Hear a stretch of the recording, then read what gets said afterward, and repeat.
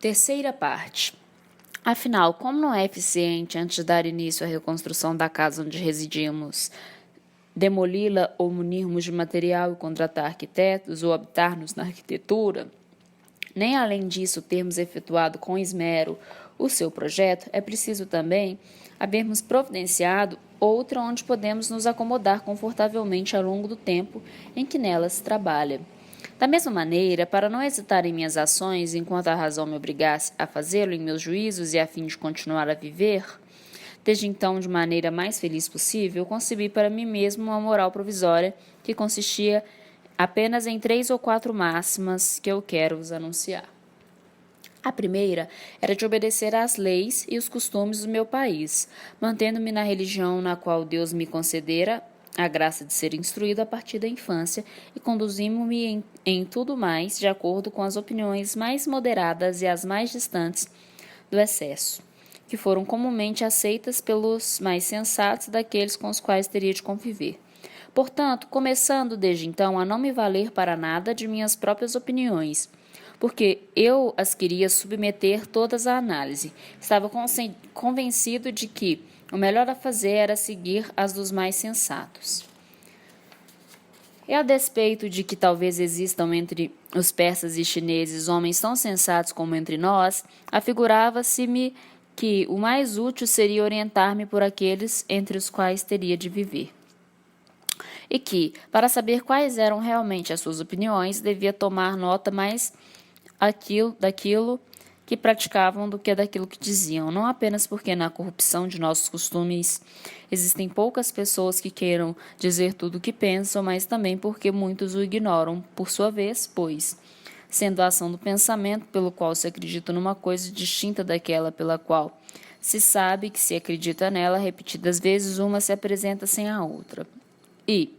entre várias opiniões igualmente aceitas, escolhia somente as moderadas, tanto porque são sempre mais cômodas para a prática e provavelmente as melhores,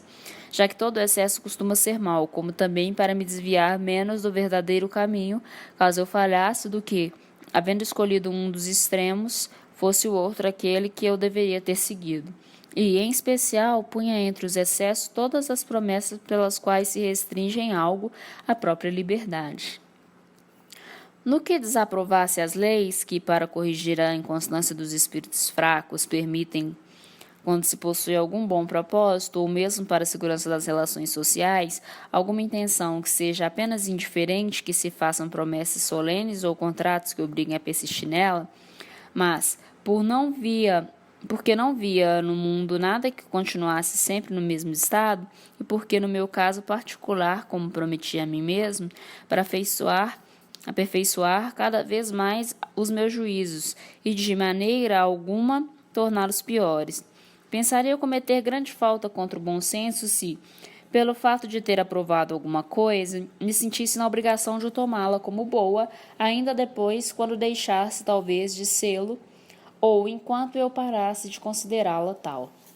Minha segunda máxima consistia em ser o mais firme e decidido possível em minhas ações, em não seguir menos constantemente do que se fossem muito seguras as opiniões mais duvidosas, sempre que eu me tivesse decidido a tanto. Imitava nisso os viajantes que estavam perdidos numa floresta, não devem ficar dando voltas, ora para um lado, ora para o outro, menos ainda permanecer num local, mas caminhar sempre o mais reto possível para o mesmo lado, e não mudá-lo por quaisquer motivos. Ainda que no início, só por acaso, talvez haja definido sua escolha, pois, por esse método, se não vão exatamente aonde desejam, ao menos chegarão a algum lugar onde provavelmente estarão melhor do que no meio de uma floresta. E assim, como as ações da vida não suportam às vezes atraso algum, é uma verdade muito certa de que, quando não está em nosso poder o distinguir as opiniões mais verdadeiras, devemos seguir as mais prováveis. E mesmo que não percebamos em umas mais probabilidades do que em outras, devemos, sem embargo, decidir-nos por algumas a considerá-las depois não mais como duvidosas,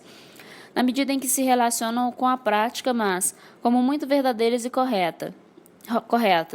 visto que a razão que a isso nos induziu se apresenta como tal. E isto me consentiu desde então libertar-me de todos os arrependimentos e remorsos que costumam agitar as consciências desses espíritos fracos e hesitantes que se deixam levar à prática como boas as coisas que em seguida consideram más.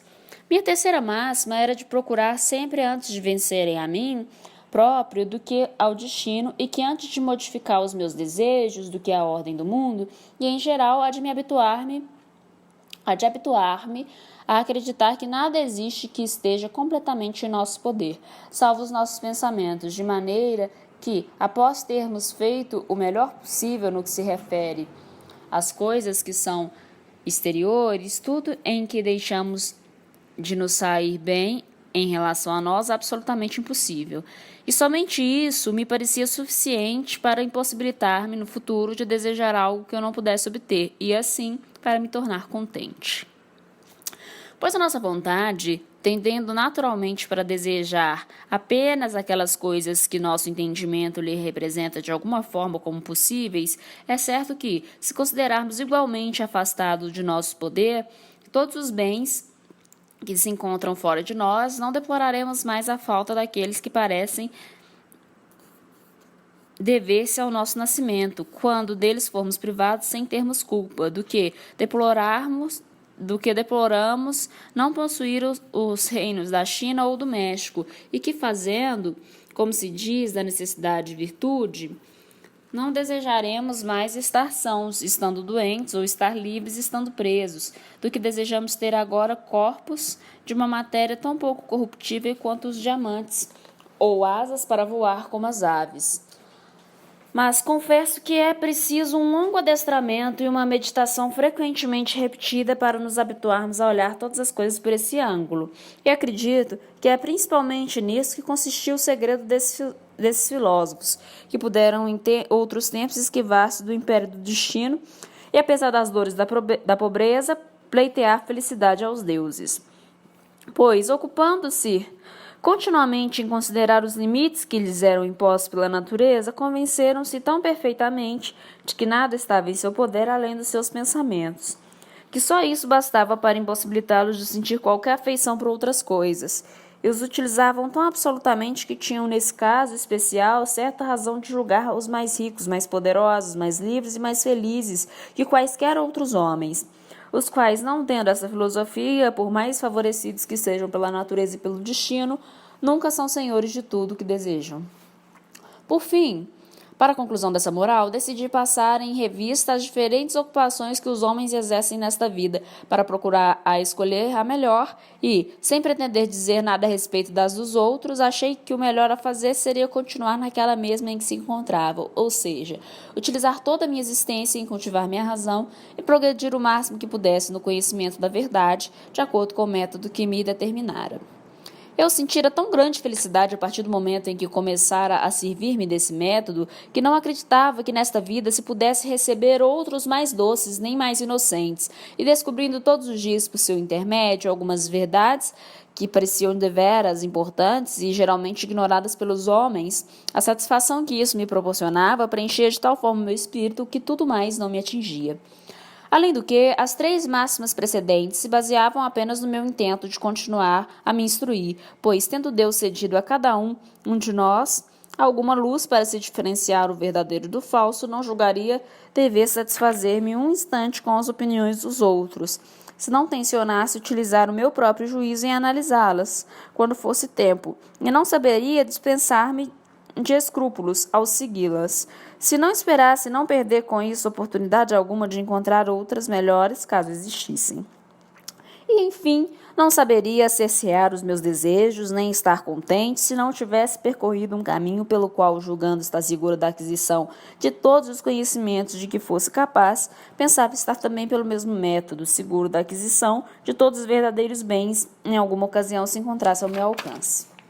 Tanto mais que, a vossa vontade não estando propensa a seguir ou fugir a qualquer coisa, a não ser se o nosso entendimento representasse como boa ou má, é suficiente bem julgar para bem agir e julgar o melhor possível para também agir da melhor maneira, ou seja, para adquirir todas as virtudes e, ao mesmo tempo, todos os outros homens que se possam adquirir e, quando se tem certeza de que é assim, não se pode deixar ficar contente. Depois de haver me assegurado destas máximas e de tê-las separado como as verdades da fé, que sempre foram as primeiras na minha crença, julguei que, quanto